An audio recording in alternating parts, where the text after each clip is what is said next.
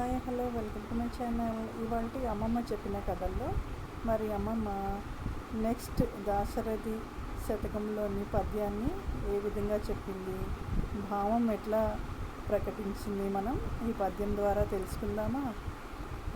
మరి మొదలు పెడదామా. ఎప్పట్లాగే అమ్మమ్మ మనవాళ్ళు మనవరాళ్ళని దగ్గరకు తీసుకుని ఈ పద్యం చెప్పసాగింది. ఆ పద్యం ఏంటో చూద్దాం.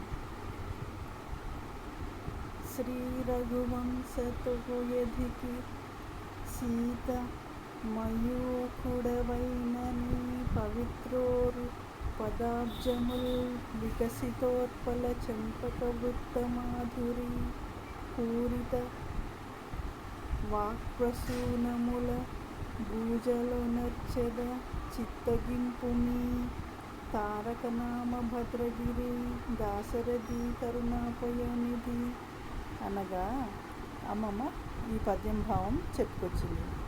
ఓ రఘువంశమునకు చంద్రుని వంటి వాడవు ఓ శ్రీరామచంద్ర, ఓ దాశరథి కరుణాపయోనిధి, అట్టి నీ చరణములను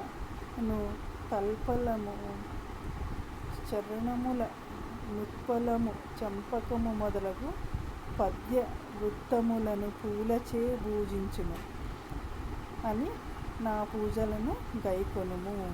అంటే నీ చరణముల నుత్పలము చంపకము మొదలగు పద్య వృత్తములను అంటే పద్యాలను పూలచే పూజించుచున్నాను, నా పూజలను నువ్వు అందుకొనుము గైకొనుము అని ఈ పద్యము వృత్తాంతం.